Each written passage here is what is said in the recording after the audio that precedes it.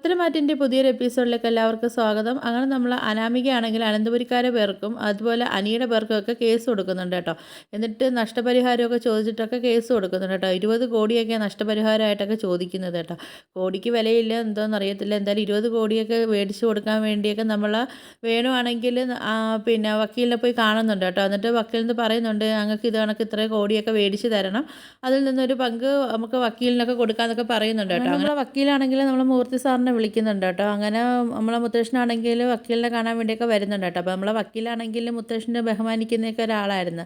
അപ്പം ഇവർ പറയുന്ന കണക്കൊന്നും അത്രയൊന്നും വക്കീൽ ചെയ്ത് കൊടുക്കുന്നില്ല. എന്നിട്ട് നമ്മളെ മുത്തശ്ശനാണെങ്കിൽ വേണുവിൻ്റെ അടുത്തൊക്കെ ചോദിക്കുന്നുണ്ട്, തനിക്ക് ഇതിൽ നിന്ന് കേസൊന്ന് പിൻവലിച്ചുകൂടെ, അനാമികയെ ഞങ്ങൾ സ്വീകരിച്ചോളാം എന്നൊക്കെ പറയുന്നുണ്ട് കേട്ടോ. അപ്പോൾ മുത്തശ്ശൻ അതൊന്ന് ചുമ്മാ ഒന്ന് എറിഞ്ഞ് നോക്കിയതാണ്.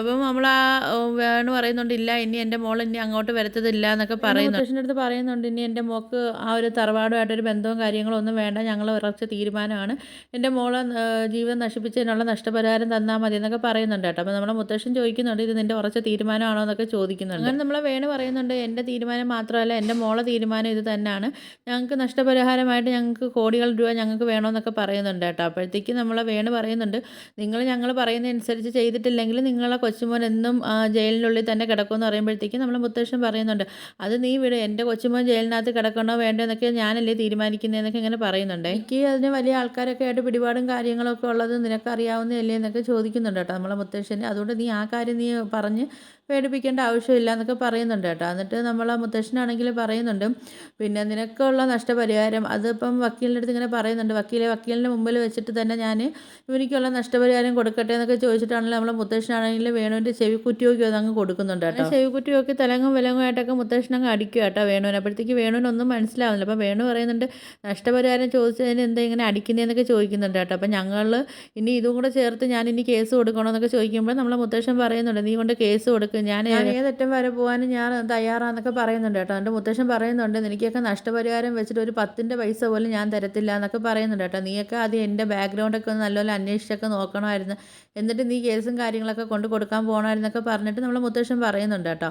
അപ്പം നമ്മളെ വേണു ആണെങ്കിൽ ഒന്നും ചെയ്യാനും പറ്റത്തില്ല, അടിയും കിട്ടിപ്പോയി ചമ്മി നിൽക്കുക കേട്ടോ. നമ്മളെ വേണുവാണെങ്കിൽ ആലോചിച്ച് നിൽക്കുന്നുണ്ട് കേട്ടോ, ഞാനിനിപ്പോൾ അനാമികയുടെ അടുത്ത് എന്താ പറയുക, അനാമിക ആണെങ്കിൽ കോടികൾ കൊണ്ടുവരുമെന്ന് പറഞ്ഞ് പ്രതീക്ഷിച്ചിട്ട് അനാമികയും അമ്മയും അവിടെ വീട്ടിലാണെങ്കിൽ ഇരിക്കുമല്ലേ, പിന്നെ ഞാൻ എന്ത് പോയി പറയുമെന്നൊക്കെ ഉള്ള ആലോചനയിൽ ഇരിക്കും കേട്ടോ നമ്മളെ വേണു.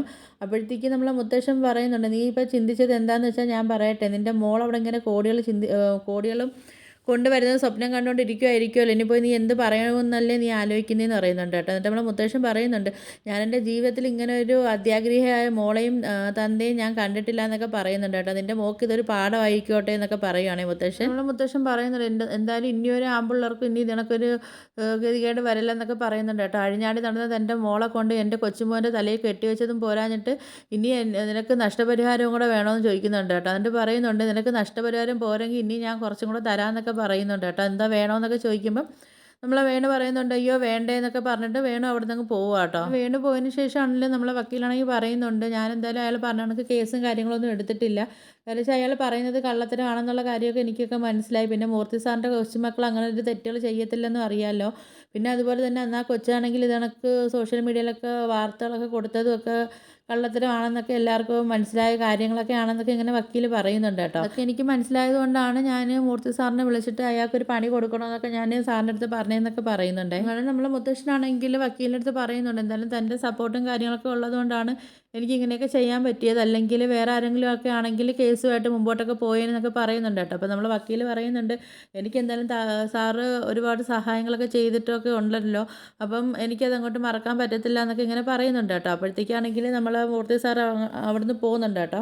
പിന്നെ കാണിക്കുന്നത് നമ്മൾ അനാമികയും രേവതിയൊക്കെ കാണിക്കുന്നുണ്ട്. അപ്പോൾ രേവതിയാണെങ്കിലും അനാമികയാണെങ്കിലും പൈസയ്ക്ക് വേണ്ടി കാത്തിരിക്കുക കേട്ടോ. അങ്ങനെ നമ്മൾ വേണുവാണെങ്കിൽ വീട്ടിലോട്ട് വരുന്നുണ്ട്. വരുന്ന സമയത്താണെങ്കിലും നമ്മൾ അനാമിക ചോദിക്കുന്നുണ്ട്, എവിടെ കാശ് എവിടെയെന്നൊക്കെ ചോദിക്കുന്നുണ്ട്. അനാമിക ചോദിക്കുന്നുണ്ട്, എവിടെ അച്ഛാ പൈസ എന്തിയെ, കോടികൾ എവിടെയെന്നൊക്കെ ഇങ്ങനെ ചോദിക്കുന്നുണ്ട് കേട്ടോ. എന്നിട്ട് അനാമിക പറയുന്നുണ്ട്, അച്ഛാ അതിൽ നിന്ന് എല്ലാ പൈസയും വേണമെന്നൊന്നും പറയരുത് കേട്ടോ, ഞാനാണെങ്കിൽ അതിൽ നിന്ന് അച്ഛനിക്ക് കടം തീർക്കാനുള്ള പൈസയൊക്കെ ഞാനങ്ങ് തരുമെന്നൊക്കെ ഇങ്ങനെ പറയുന്നുണ്ട് കേട്ടോ.